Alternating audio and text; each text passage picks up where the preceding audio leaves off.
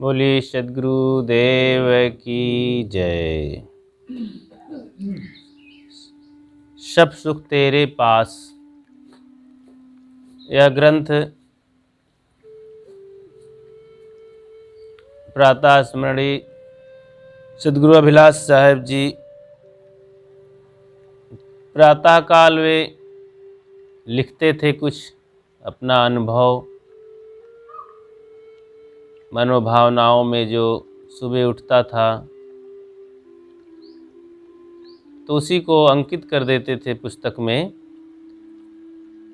वही समय से छपा और साधकों के लिए ये अमृत बना।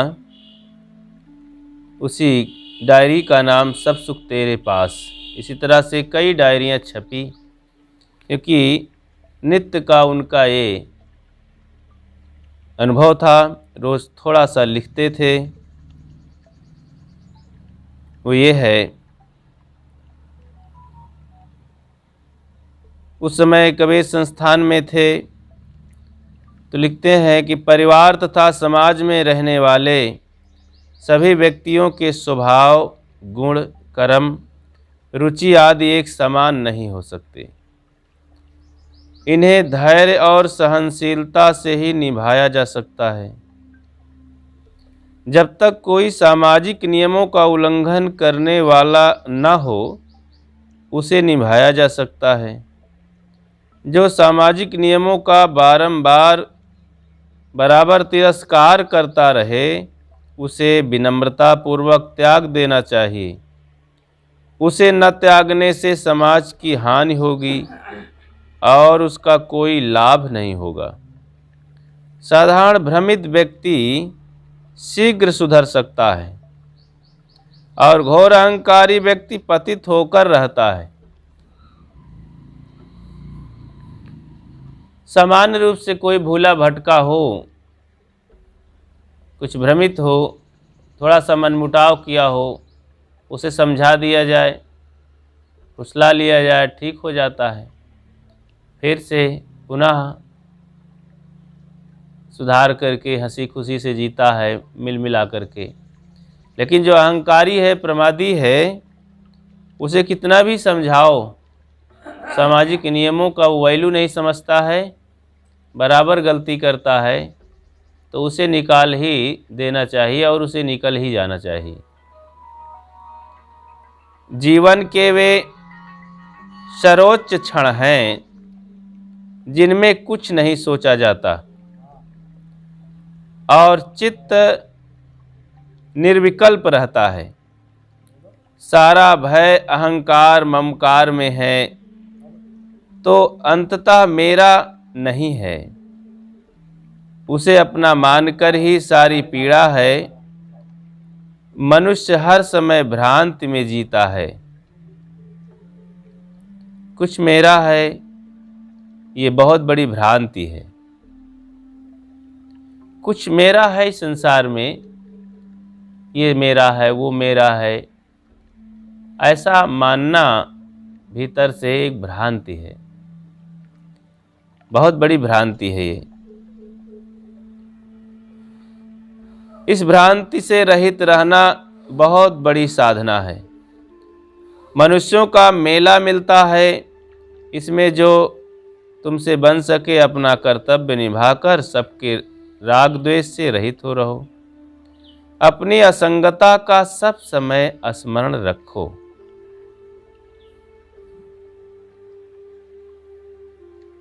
हर वर्ष का लगभग कई वर्षों से गुरुदेव जी का ये नियम रहता था, वार्षिक अधिवेशन समाप्त हो तो क्षेत्र में कुछ इर्द गिर्द 50 किलोमीटर 60 किलोमीटर की दूरी पर कार्यक्रम होते थे, 2-4, और फिर दीपावली हो जाती थी और तुरंत फिर दिल्ली की रवानगी होती थी रामपुरा के लिए। वहाँ संत श्री टकसार साहेब जी का आश्रम है और वहाँ काफ़ी भक्तों का जमघट होता था। गुरुदेव जी को सुन करके दिचाऊ कला, हरियाणा क्षेत्र से, दिल्ली के इर्द गिर्द से लोग काफ़ी भक्त इकट्ठा होते थे। एक सुंदर सा बहुत अच्छा सत्संग माहौल बनता था। सभी के पास खुशियाँ होती थी और नर नारी सभी लोग आते थे। बड़ा ही आनंद लोगों को आता था गुरुदेव के दर्शन करके। इस तरह से रामपुरा जाना होता था। लगभग 10 मूर्ति साथ में रहते थे और यात्रा फिर चालू होती थी। और ये एक फिर लंबी यात्रा, भ्रमण लगभग 8 महीने चलता था। बीच बीच में इलाहाबाद संस्थान 2 दिन 3 दिन के लिए आना होता था, क्योंकि कभी इलाहाबाद से पश्चिम यात्रा होती थी, फिर कभी पूर्व यात्रा होती थी, कभी दक्षिण यात्रा होती थी, कभी उत्तर यात्रा होती थी। तो बीच में इलाहाबाद होता था तो वहाँ पर स्टॉप कर लिया जाता था, विश्राम कर लिया जाता था 2 दिन 3 दिन। आश्रम की भी बढ़िया व्यवस्था और आश्रम के संतों का दरस परस गुरुदेव जी के हो जाते थे। तो इस तरह से बराबर ये भ्रमण गुरुदेव जी का चलता रहता था। मनुष्य को कम खाने में विश्वास और धैर्य नहीं होता, किंतु कम खाकर ही स्वास्थ्य और सुख उपलब्ध होते हैं। मनुष्य यदि अपने पेट और मन को न समझ सके तो वह और क्या समझ सकता है। पेट और मन उनके बहुत निकट हैं और वे संतुलित रहकर दुख देते हैं। असंतुलित रहकर दुख देते हैं तथा संतुलित रहकर सुख देते हैं। जो अपने पेट और मन को ठीक न रख सके वो पशु से भी निम्न दर्जे का व्यक्ति है। जीवन आनंद की कला तथा साधन न भौतिक भोगों के विशाल ऐश्वर्य में है और न गहन गंभीर दर्शनों की उलझन में, अपितु पेट और मन को ठीक रखने में है। इसके लिए प्रलोभन का त्याग आवश्यक है। ध्यान के समय यदि स्मरणों के प्रवाह उठते हैं तो अपने मन से पूछो कि उन्हें किसमें मोह अवशेष है जिससे तुम स्मरणों के प्रवाह में बहते हो। साधक को देखना चाहिए कि मेरे मन में क्या स्मरणों का प्रवाह उठ रहा है, और पूछना चाहिए, उसे देखना चाहिए, साधना करनी चाहिए कि स्मरण ना उठे। कोई स्मरण संकल्प विकल्प ना रहना ही तो ध्यान है। परिवर्तनशील संसार में तुम कौन सी स्थिर उपलब्धि की आकांक्षा करते हो। संसार ये सब बदलाऊ है, बदल जाता है, इसमें स्थिरता मानना भूल है। यहाँ तो कुछ भी स्थिर नहीं, जो स्थिर ना हो उसका जप करना महती भूल है। तुम स्वयं सदा एकरस हो, अतएव अपने में स्थिर होना ही अस्थाई सुख का कारण है। जो आज है और कल नहीं है तथा इस क्षण है और अगले क्षण नहीं है, उसकी आशा मोह एवं ममता क्यों करते हो। इस तरह से कार्यक्रम 2 दिन 3 दिन चलते रहते थे। उनका अनुभव बराबर लिखा जाता था। जगहों को बदल देने से वो नाम भी आ जाते हैं उनके कथन में। दिचाऊ कला नाम का कस्बा है, शहर है, पास में ही दिल्ली के। वहाँ गुरुदेव जी का कार्यक्रम बराबर कई वर्षों से होता रहा। लिखते हैं कि वहाँ का अनुभव सांप बिच्छू का मंत्र है, माहु रहू झारा जाए, विकट नारी के पाले परे काढ़े कलेजा खाए। ये बीजक की साखी है। इसमें बात आती है कि सांप बिच्छू का मंत्र है। तो क्या सांप बिच्छू के काटे छेदे से जो विष चढ़ते हैं उसको उतारने के मंत्र होते हैं? क्या कबीर साहब मंत्र मानते हैं? उत्तर में समझना चाहिए कि यहाँ मंत्र को प्रतिपादित करने का भाव नहीं है, मंत्र को मान लेने का भाव, मजबूत करने का भाव नहीं है। यहाँ तो सद्गुरु कबीर का यह अभिप्राय है कि सांप बिच्छू के विष को दूर करने के लिए लोक प्रचलन के अनुसार भले मंत्र हो और उनसे वे दूर हो जाते हो, परंतु विकट नारी के विष को दूर करना कठिन है। बाहर कोई सांप बिच्छू का कोई मंत्र होता हो और लोग उसे झड़वा करके ठीक होते हों, बात अलग है, ठीक है। लेकिन कोई विकट नारी है, बिगड़ैल नारी है, उसके चंगुल में कोई फंस जाए मोह ममता में, तो फिर इससे उबरने के लिए कोई मंत्र वंत्र काम नहीं देता, बड़ा कठिन है उबरना। तो यहाँ विकट नारी की प्रबलता पर जोर है। सद्गुरु ने बीजक में भृंग कीट पारस पत्थर आपन कर्म न मेटो जाई आदि में अनेक पौराणिक उदाहरण दिए हैं जो काल्पनिक हैं। वहाँ उन उदाहरणों की अवास्तविकता प्रतिपादित करना मंतव्य नहीं है, किंतु मंतव्य है सिद्धांत प्रतिपादित करना। सद्गुरु कबीर ने कहा कि पूरब उगए पश्चिम अथवा भखय पवन के फूल, ताहू को राहु ग्रासय मानुष काहेक भूल। ये भी बीजक की साखी है। यहाँ भी राहु चांद सूरज को ग्रसता है, इस मत का प्रतिपादन नहीं है, किंतु मनुष्य देह के घमंड पर चोट है। सद्गुरु कहते हैं कि निर्दोष और परोपकारी तथा निस्सीम आयु वाले चांद सूरज जब लोक कहावत के अनुसार राहु से ग्रस लिए जाते हैं, तब दोषपूर्ण आप स्वार्थी तथा क्षणभंगुर मानव किस घमंड में भूल रहा है।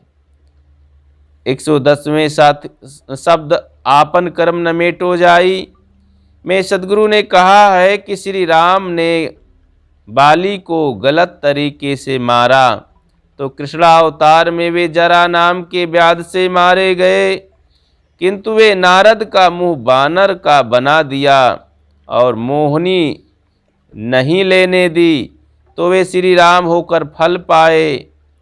आदि आदि बातें वर्णित है। कबीर साहब अवतारवाद नहीं मानते और वे ये ही मानते हैं कि विष्णु ही श्री राम तथा श्री राम ही श्री कृष्ण हुए, ये भी नहीं मानते हैं। यहाँ तो पुराण अनुसार कर्म फल भोग का प्रतिपादन है। ये पूर्व की बातें कह करके शास्त्रों की, काव्यों की, कि ऐसा ऐसा उसमें लिखा गया कि वे कर्म फल भोगे, वे कर्म फल भोगे अपना। तो यहाँ केवल सिद्धांत है कर्म फल भोग की बात प्रतिपादित करना कि भाई सबको अगर माना जाए तो ये सब लोग अपना अपना कर्म फल भोगे। तो जब कर्म फल मिलता है, होता है, भोगना पड़ता है, तो बुरे कर्म क्यों किए जाएं? कोई नहीं बचता है तो हम क्यों बचेंगे? तो अच्छे कर्म क्यों ना किए जाएं? हे मन, तो इसी प्रकार सांप बिच्छू का मंत्र है, वे मंत्र का प्रतिपादन नहीं करते हैं, किंतु विकट नारी की भयंकरता का वर्णन है। विकट नारी मतलब विकट, लड़ाई झगड़ा कर्कशा स्त्री और फंसाने वाली, चरित्रहीन अथवा मोह जाल में फंसाने वाली, झंझट में तो ऐसी नारी के चक्कर में पड़ करके आदमी अपने को दुख में फंसा लेता है, परेशान हो जाता है, उससे छूटना बड़ा कठिन होता है। हे मन, इस संसार स्वप्न में कहीं मत रहना। इस विकारी संसार में तुम्हारा कोई स्वत्व नहीं है, अपना नहीं है। संसार एक हलचल है, समुद्र की तरह उठती गिरती लहरों का अपार सागर है। यहाँ किसी का कुछ नहीं है। भूला मानव दृश्यों से जुड़कर उन्हें अपना मानता है, उनसे अपने आप को जोड़ता है। जो उसकी भयंकर भूल है, चारों तरफ देखने के बाद लगता है कि यहाँ हमारा एक कण भी नहीं है। हमारा तो शुद्ध चेतन देश है। जो निज स्वरूप है उसमें विकारी जड़ दृश्य नहीं है। न उसमें पृथ्वी है, न जल है, न अग्नि है, न वायु है, न आकाश है, न तारे हैं, न चांद है, न सूरज है। वह तो केवल शुद्ध शांत चेतन असंग और निर्विकार है। सब तरफ से समेट करके अपने आप में ही स्थिर होना सबसे बड़ा सुख है, मुक्ति है, शांति है। यह गुड़गांव है दिल्ली के पास में। वहाँ प्रवास चल रहा था, कार्यक्रम चल रहे थे। गुरुदेव लिखते हैं कि ये गुड़गांव है, कहा जाता है कि अपभ्रंश में गुड़गांव हो गया। गुरुगांव वो गुरुगांव है, लेकिन अपभ्रंश करके तोड़ करके गुड़गांव कर दिया गया। ये गुरु द्रोणाचार्य का निवास स्थान है, जो आज दिल्ली के पास गुड़गांव जगह है। दिल्ली में सबसे विकसित जगह वो हो गई है। वहाँ बड़े बड़े उद्योगपति विदेश से आकर के बड़ी बड़ी फैक्ट्रियाँ, कारखाने लगा दिए और बड़े बड़े प्रोजेक्ट लगा दिए। तो वही जगह गुड़गांव कहलाती है, लेकिन वो गुरु द्रोणाचार्य की जगह गुरुगांव है। परंतु उनका यहाँ कुछ भी अवशेष नहीं है। किसी का यहाँ क्या धरा रहता है। बहुत प्रसिद्ध पुरुषों के केवल नाम रहते हैं और उनकी अच्छाइयों या बुराइयों की चर्चा रहती है। उनसे लोग अच्छाई बुराई की प्रेरणा ले सकते हैं, परंतु जो साधारण लोग हैं उनके तो मरने के कुछ दिनों बाद लोग नाम भी भूल जाते हैं। अगणित राजाओं महाराजाओं के लिए भी यह बात कही जा सकती है कि वे मिट्टी में समा गए और दुनिया उन्हें भूल गई। यहाँ कौन किसको याद रहता है। अनादिकाल के इस संसार में, विशाल अथाह संसार में, अनेक लोग, राजे महाराजे, तरह तरह से बड़े बने लोग सब चले गए। कौन उनका नाम लेता है, कौन याद रहते हैं। सब इस मिट्टी में, इस दुनिया में समा गए। सब कुछ छोड़कर संसार से विदा होने का दिन बहुत प्यारा है, जब हम सारी वासनाओं का त्याग करके अपने एकांत शांत स्वरूप में लीन होते हैं। संसार से विदा हो जाना और अपने मन की जो वासना है उसे नष्ट करके इस दुनियादारी को भूल जाना, वो दिन सबसे प्यारा होता है। जिस दिन इस संसार को भूल जाएंगे, शरीर छूट जाएगा। संसार का अत्यंत अभाव होने से परम शांति होती है। संसार से विदा होने का दिन सबके लिए पक्का है। इस भाव को जितना साधा जाए उतना मन शांत, स्वबस और सुखी होगा। इस भाव का दृढ़ अभ्यास होने से देह में रहते हुए भी विदेह स्थिति की शांति मिलेगी। जिसका चित्त संसार से हर समय उठा रहता है, उसे किसका शोक मोह। करनैलगंज गोंडा में कार्यक्रम था, गुरुदेव दिल्ली से वहाँ पधारे। कुछ लोग ज्ञानी होते हैं, वृद्ध होते हैं, साधु संत और महंत के वेश में होते हैं, परंतु उनके कई आचरण साधारण गृहस्थ से भी खराब होते हैं। ये सब देख सुनकर आश्चर्य होता है। जब तक किसी के मन में सुधार और कल्याण का भाव तीव्रता से न हो, तब तक वह अपने स्वभाव को स्वच्छ नहीं कर सकता। ज्ञानी कहलाने वाले जब भौतिक पदार्थ और पद सम्मान के लिए घिनौने काम करते हैं, तब ऐसा लगता है कि केवल ज्ञान की बातें जान लेने से कुछ होने वाला नहीं है। जो पवित्र आचरण से रहने का प्रयत्न करे, वही सच्चा ज्ञानी है।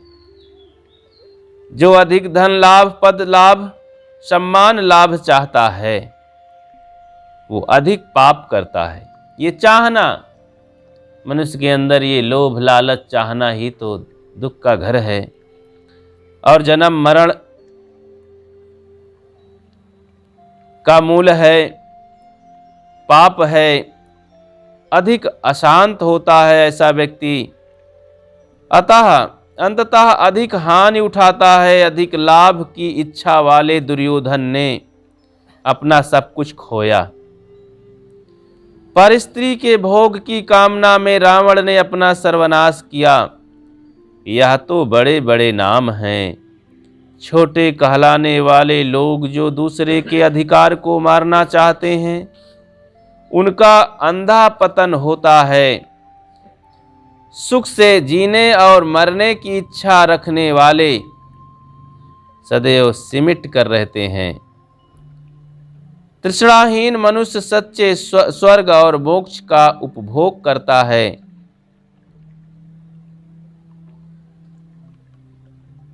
कल हम कुछ लोगों के साथ परम श्रद्धेय संत श्री प्रेम साहब के दर्शनार्थ गए।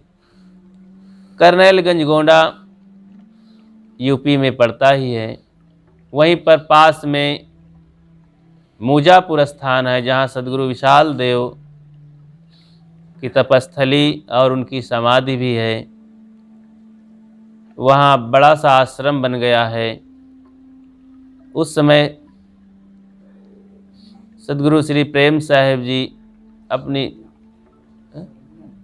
सरैया और मूजापुर ये कुछ दूरी पर थे, तो काफ़ी वृद्ध हो चुके थे और दर्शनार्थ गुरुदेव जी के साथ संत समाज सब पधारे।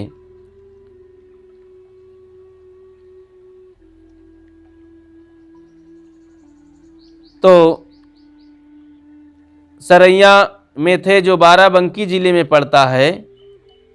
यही विशाल देव प्रसिद्ध तपस्थल बंधिया बाग है।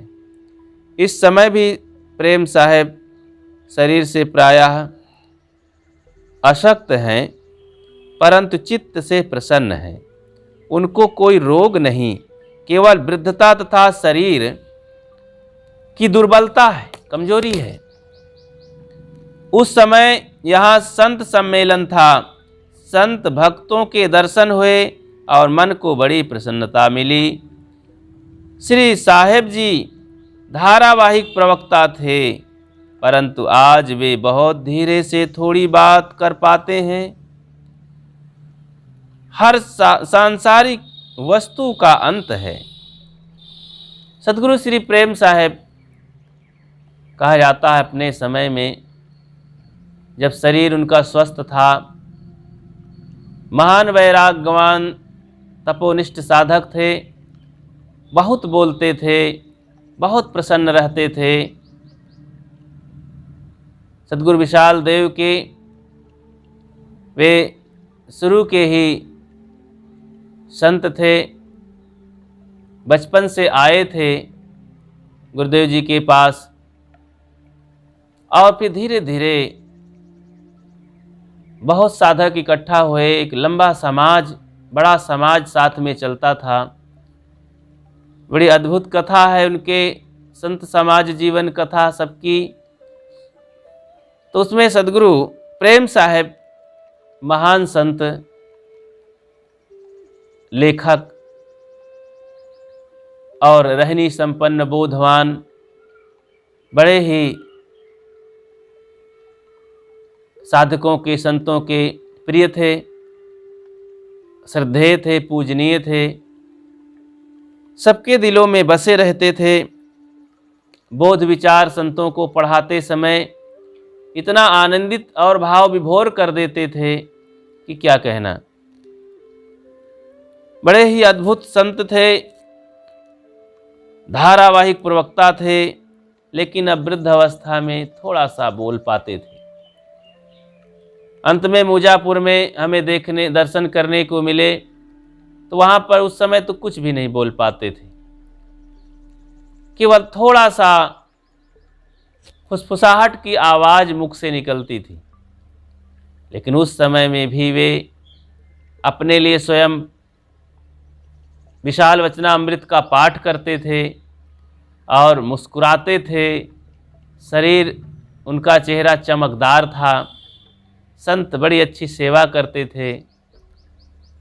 गुरुदेव ने एक विनोद करके बड़ी हंसी की थी कि बहुत बोलने वाले को भी मौन साधना होगा, तो खदखदा करके जोर से हंसे थे। वो हंसी का जो माहौल था सभी संतों के चेहरे में मुस्कान ला दिया, बड़ा आनंदित कर दिया। गुरुदेव जी जोर से हंसे, बड़ा ही आनंद उत्पन्न हुआ। बातें याद आ जाती हैं पुरानी। गुरुदेव जी भी पुरानी बात याद करके इस पंक्ति को दोहराया कि बहुत बोलने वाले को भी मौन साधना होगा। कि सद्गुरु प्रेम साहब बहुत बड़े प्रवक्ता, बोलने वाले थे। साधकों के बीच में चर्चा चलती ही रहती थी, बोध विचार ज्ञान वैराग की धुन लगी रहती थी। आवाज़ चुपचाप लेटे हैं, तो इस बात को ख्याल कराया और हंसी आ गई सबको। एक सज्जन कहते थे कि मैंने जीवन भर मुकदमे लड़े, अपने तथा दूसरे के मुकदमे भी लेकर लड़ता रहा। अब बूढ़ा हो गया हूँ, अब उन मुकदमों के संस्कार मुझे चैन से बैठने नहीं देते और उनके लिए मुकदमे लड़े, जिनके लिए मुकदमे लड़े वे मुझसे एकदम विमुख या उदासीन हैं। जीवन की सारी उलझन वाली क्रियाओं की यही दशा है। अपने माने गए शरीर के लिए, पद मान प्रतिष्ठा पूज्यता के लिए, पुत्र पत्नी पति माता पिता भाई एवं किसी के लिए हम जितने उलझन वाले काम करते हैं, उनके संस्कार हमें चैन नहीं लेने देते। अतएव हम सरल तथा साधनमय जीवन जिए, यही शांति का पथ है। परिवार के चक्कर में, समाज के चक्कर में पड़ करके लोग कुछ मानसिक स्थिति को गलत बना लेते हैं, मन में वही उलझन बटोर लेते हैं, फिर स्वयं जीवन के लिए, मन की शांति के लिए वही अवरोधक बन जाता है। उन्हीं के संस्कार मनुष्य को परेशान करते रहते हैं। इसलिए स्वयं जीवन में शांति इकट्ठा करें, सावधान रहें। हमारा ऐसा जीवन होना चाहिए कि जिसमें सुबह से शाम तक मन मलिन ना हो। ये ध्यान है। थोड़ा सा ध्यान कर लेना, पूजा कर लेना, पाठ कर लेना अलग चीज़ है, और ये उसी दिन भर के ध्यान को मजबूत बनाने के लिए अभ्यास है। कोई पूजा करता है, कोई पाठ करता है, कोई ध्यान करता है, तो इसका मतलब नहीं है कि व्यवहार काल में वे ध्यान ना रहे उसे कि मैंने क्या पूजा किया। पुजारी की पूजा तभी सार्थक है जब दिन भर के व्यवहार में वो सावधान रहे। ध्यानी का ध्यान तभी सार्थक है कि हर समय खाते पीते बोलते चलते हुए ध्यान रखे कैसे रहना चाहिए, कैसे करना चाहिए, कैसे बोलना चाहिए। तो हमारे व्यवहार में हमारे ध्यान, भक्ति, पूजा पाठ दिखाई देने चाहिए, दर्शित होने चाहिए, क्रियान्वित होने चाहिए। ये हमारा जो स्थिर होकर के ध्यान पूजा पाठ करने की विधि है तभी सार्थक मानी जाती है। हमारा ऐसा जीवन होना चाहिए जिसमें सुबह से शाम तक मन मलिन ना हो, गंदा ना हो, दुखी ना हो। काम, क्रोध, लोभ, मोह, राग, द्वेष, घृणा, ईर्ष्या, दुख, चिंता, भय आदि मन में ना उठें। चित्त निर्मल और प्रशांत रहे और समय समय पर सारे संकल्पों का साक्षी होकर चित्त शून्यता की स्थिति में रहते रहे। हमारी भौतिकता हमारा नरक करती है। भौतिकता को धीरे धीरे घटाकर उसे शून्य की स्थिति में लाना, घटाकर उसको शून्य की स्थिति में लाना चाहिए और आध्यात्मिकता को बढ़ाकर उसे पूर्णत्व की दशा में पहुंचाना चाहिए। भौतिक पदार्थों से केवल सादा शरीर निर्वाह लें और मन को समेटकर निज स्वरूप में पूर्ण विश्राम करें। यही जीवन का फल है। संसार एक हलचल की जगह है। यहाँ प्राणी पदार्थों का प्रवाह है। सब समय सब कुछ बह रहा है। यहाँ अस्थायित्व का भ्रम करना नादानी है। स्वरूप स्थिति ही अस्थाई है। वही काम करना चाहिए जिससे स्वरूप स्थिति हो। हम उस वस्तु को क्यों पकड़ें जो हमारे हाथों से बरबस छूट जाने वाली है। सारा संसार दृश्य हमारे हाथों में नहीं आ सकता। संसार का सारा दृश्य हमारे हाथों में नहीं आ सकता। जो कुछ समय लगता है कि अमुक वस्तु हमारे हाथों में है, वो भी क्षण पल में छूट जाने वाली है।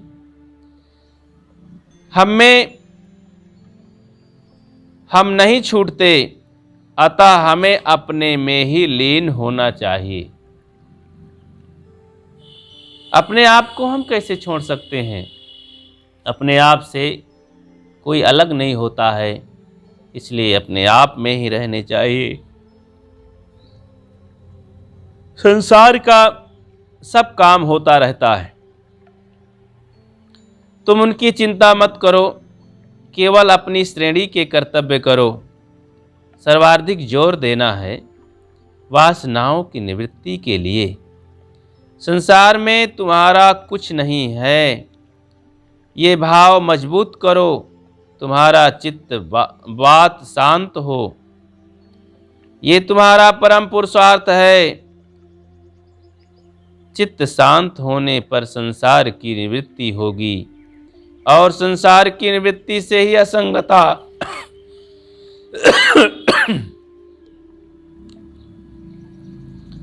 मोक्ष की सिद्धि होगी। हमारे मन की सांसारिक गर्माहट धोखा मात्र है। जो मनुष्य हमसे जुड़ा लगता है उसका टूट और छूट जाना पक्का है। अपना माना गया सब कुछ के विनाश की याद करना अमृत स्थित है। स्वल्पाहारी सदा सुखी रहता है। स्वल्पाहारी थोड़ा भोजन लेना, स्वल्प आहार। स्वल्पाहारी सदा सुखी रहता है। भोजन में सदैव कम खाने और गम खाने के ये सूत्र को अपनाए रहना चाहिए।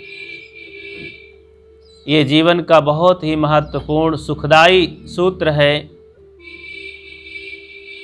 ऐसे सूत्रों को गुरुवाणी समझ करके और आचरण करना चाहिए। इससे अपना नुकसान कभी नहीं होता, सब समय फायदे ही फायदे होते हैं। कम खाना और गम खाना। कम खाओ, व्यवहार में कार्य करते समय कोई त्रुटि, कोई जोश, कोई उद्वेग ना लाएं, वहाँ गम खा लें, चुप हो जाएं, शांत हो जाएं। वहाँ चिड़चिड़ाएं, भड़बड़ाएं नहीं। बड़ी शांति से कुछ कहना पड़े तो कहना सुनना चाहिए। तो कोई कुछ कटु कह दिया है, सह लेना चाहिए। उद्वेगित होकर के जोश खरोश में कुछ कहना क्या मिलेगा उससे? पछतावा के अलावा कुछ मिलने वाला नहीं।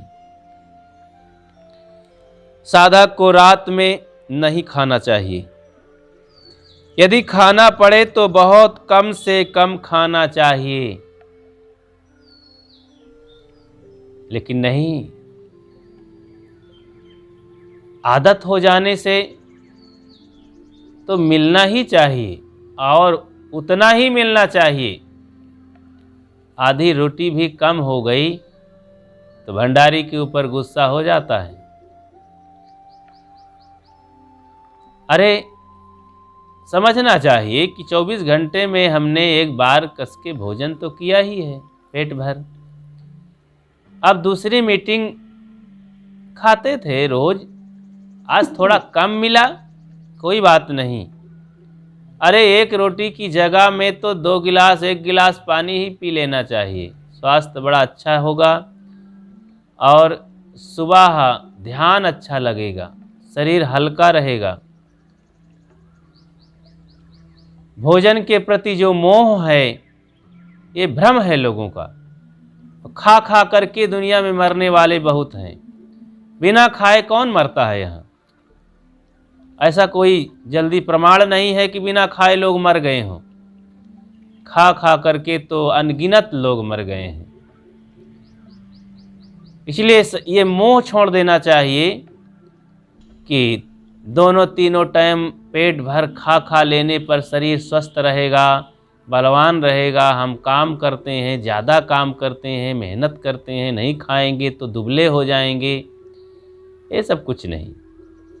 हर समय कम खाने में श्रद्धा रखें, शौक रखें, सदैव हल्का रखें अपने तन मन को। यदि खाना पड़े तो बहुत कम से कम खाना चाहिए। सोने के 3-4 घंटे पूर्व ही स्वल्प जलपान करना चाहिए। अत्यंत हल्का पेट रखने पर ही ध्यान अच्छा जम सकता है। देर तक ध्यान में बैठा जा सकता है। दूध हो या फल, अन्न हो या मेवे, चाहे अमृत नाम से हो, सदैव कम खाओ।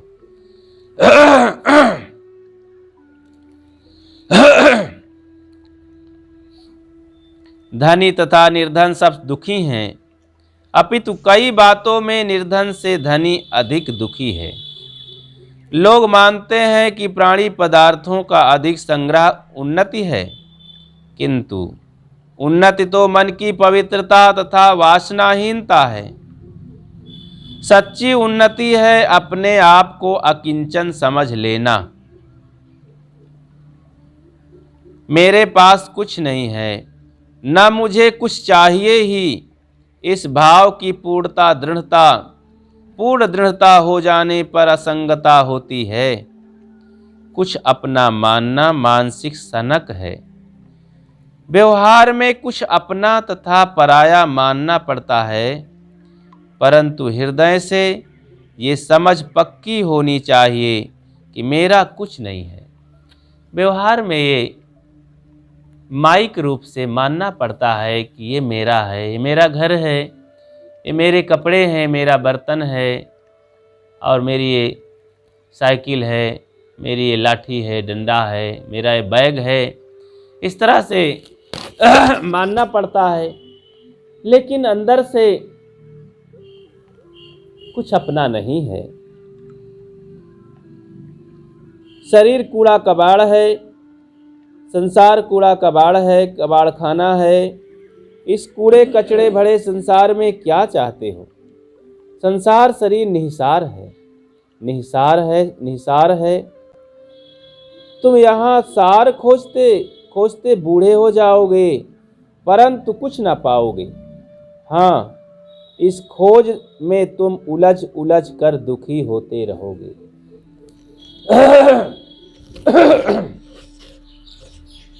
मैंने देखा लोगों में, बूढ़े बुजुर्गों में भी, कि वे शरीर को स्वस्थ बनाए रखने की इतना खींचते हैं, क्योंकि शरीर जब पुराना होता है तो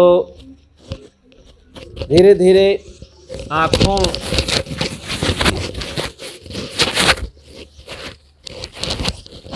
आँखों की कमजोरी होती है, कान की कमजोरी होती, सुनाई दिखाई नहीं पड़ता, शरीर में झुर्रियाँ आती हैं, कमजोरी आती है। तो मन में होता है, ओह मैं कितना पहलवान था, मजबूत था, कितना दौड़ भाग करता था, कितना गतिशील था, आज नहीं ऐसा रह गया हूँ। तो ये खा लूँ, ये कर लूँ, ये दवाई खा लूँ, ये टॉनिक पी लूँ तो मेरा शरीर ठीक हो जाए, मैं पुनः मजबूत हो जाऊँ, ऐसा चश्मा लगाऊँ कि मुझे नई आँखें हो जाए मेरी, ऐसा ड्राफ्ट डालूँ, ऐसे डॉक्टर को दिखाऊँ, डॉक्टर साहब अच्छी से अच्छी दवाई करिए। यही करते कराते ये शरीर मौत के गर्त में चला जाता है और बन नहीं पाता। डॉक्टरों की शिकायत करते रहे, साथियों की शिकायत करते रहे, दवाइयों की शिकायत करते रहे, शिकायत करते करते चले गए। संतोष नहीं मन में होता है। मन में कई बार होता है ये खा लूँ तब शरीर स्वस्थ रहे और सब इंद्रियां मजबूत हो जाएं, गतिशील हो जाएं और उम्र बढ़ जाए। एक बाबा तो कह रहे थे कि साहब मैंने जान लिया, मैं अपने संयम सदाचार के बल पर काफ़ी उम्र बढ़ा लिया। हम कहीं लिखवा के रखे थे पहले से, इतने साल में जीऊँगा, गारंटी है। फिर उसमें से आप बढ़वा लिए, 2-4 साल बढ़ गया होगा। कुछ पता था क्या कि इतने दिन में मरना है? मान लियो कि बढ़ गया। अरे कोई गारंटी हो,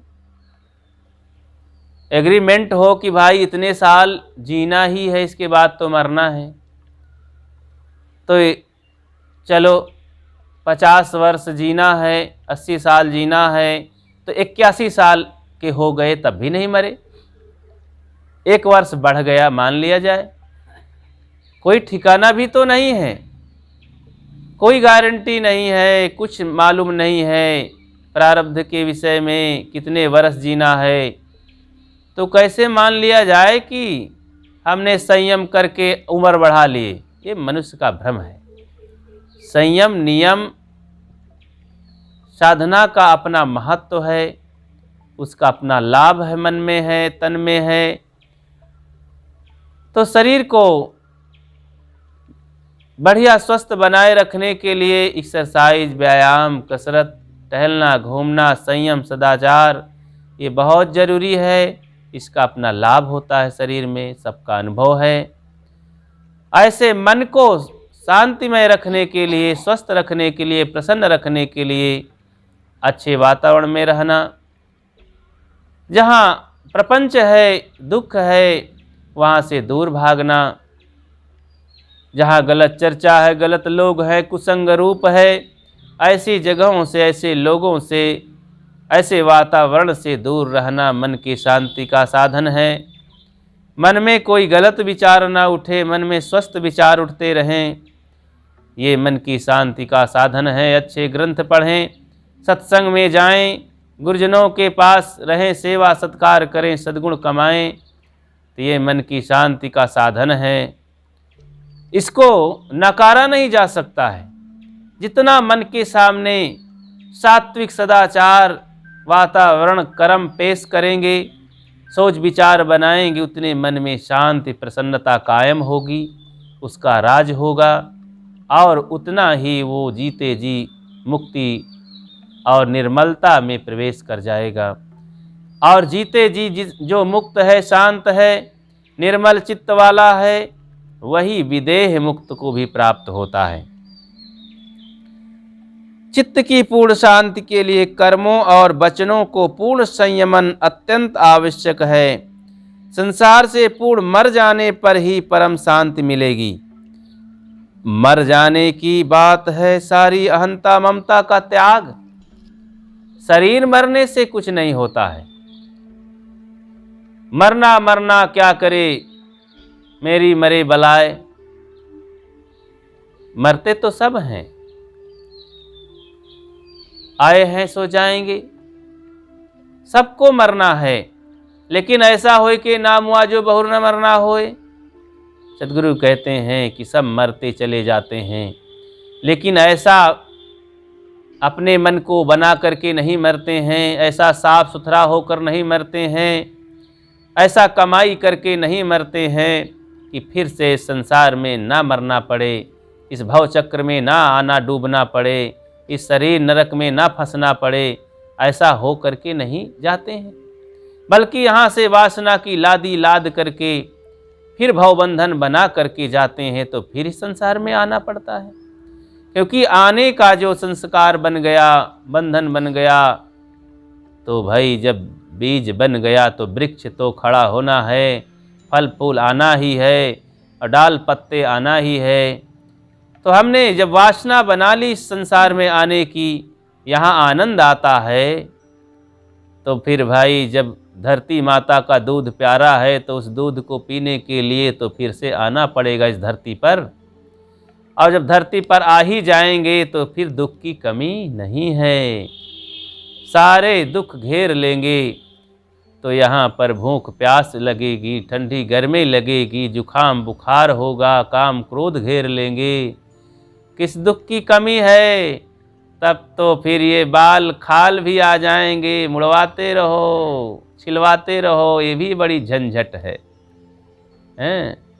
और पैर हाथ धोते रहो, नहाते रहो, इस चमड़ी को साफ करते रहो, इसी में जीवन बीत जाता है। तो भाई कौन दुख की कमी है यहाँ? सारे संसार में आने से दुख तो ढेर पहाड़ों जैसा लग जाता है। और यहीं पर कुसंग, फिर कोई सीमा नहीं, कितना कुसंग रूप ये संसार है।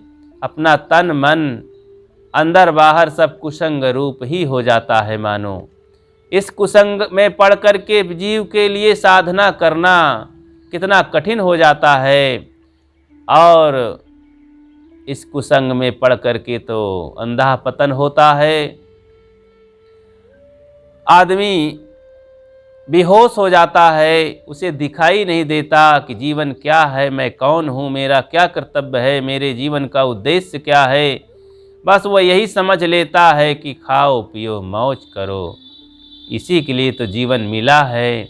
बाल बच्चों को देखो, घर द्वार बनाओ, नौकरी चाकरी करो, पढ़ो लिखो, और यही व्यवहार के झूठे झमेले में पड़ करके समय बिता देता है।